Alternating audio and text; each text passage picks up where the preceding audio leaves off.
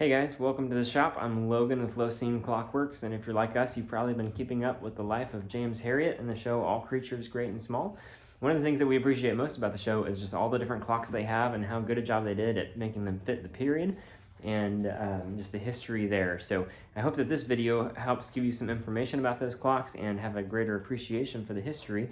And then you can partake in the scavenger hunt of finding the clocks in all the different rooms. There's a whole bunch in the show, and I'm only going to highlight a few that I happen to have in the shop right now. But let's take a look, starting with this one. So we met this guy when we met Gerald. He is the guy who fixes everything, and he noticed that, or Audrey told him that it was running either too fast or too slow, and so he fixed it because the regulator nut was seized up, so he used some pliers to loosen up that regulator nut. And he told her a phrase that I have actually started using since, that lower is slower and left is lower. So to slow the clock down, turn the nut to the left, and the clock will run slower.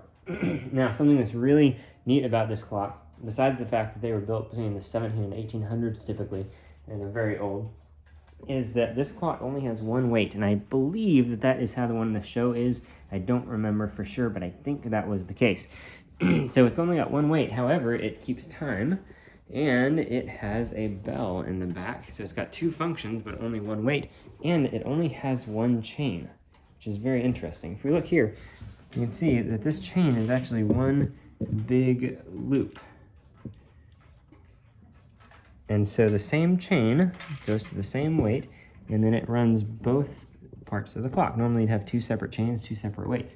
But what that also means is that to wind the clock, all you got to do is grab the chain and wind it, and when you do, that winds up everything, and it brings the weight up just like that. So really neat just in its functionality and simplicity, and just a neat piece of history. They were built in England by a bunch of different clockmakers, so there's not necessarily one particular clockmaker for these, but they're very old, and it would have been a historical or antique at the point of the show, even in the mid-1900s, early 1900s.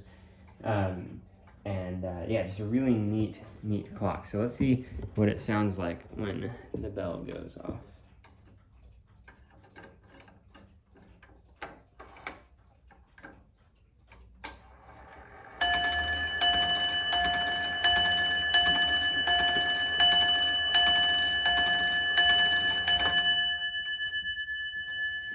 The next one we're going to look at is this English clock over here. This one in particular is an Enfield, which was a English company that made clocks. Now this one is in the same room as this one in that parlor area over the fireplace. And they are real neat little clocks. I really enjoy working on these because they're just really well built. And everything is tight and snug. They chime right on the hour. And I just really like them. So this one is similar to the one in the show. I don't know if the one in the show is an Enfield per se, but it does look very similar to a lot of English clocks. So let's see what this one sounds like.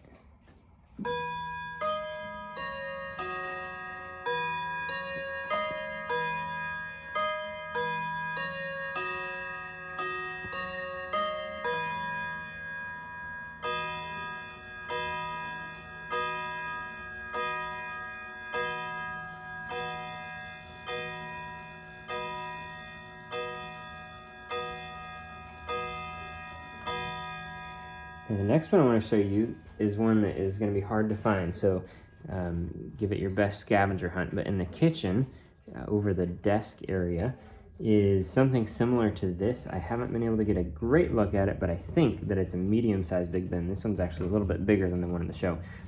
But it's a 24-hour clock, an alarm clock, and these were actually made in America starting in the early 1900s, so it would have been 20, 30 years old at that point of the show, maybe a little bit less. But they're fun little clocks. Let's see if I can show you what it sounds like.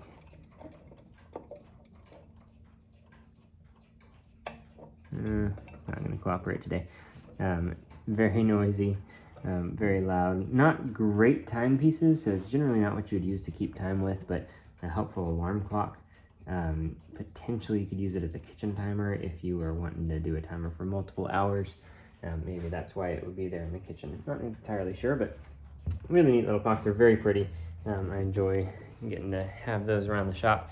And then the last one I'm going to show you, I need to prep you for. I don't actually have the same clock in the shop right now. I did a few weeks ago, but it's already gone back to the customer, so sorry about that. But in the hallway right next to the telephone is a clock which I believe is a German clock. Now, for the first 3 seasons of the show, the clock didn't run, and every time we saw it, we're like, no, why is it not running?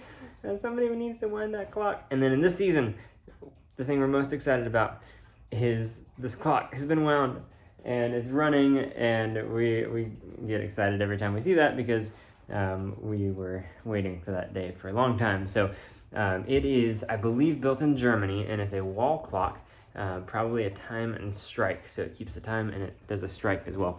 This one is kind of similar in function and somewhat similar in style, although slightly different internally.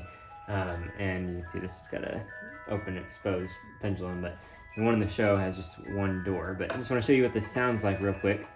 When it goes off, it does not sound like that cuckoo clock in the background. Sorry about that.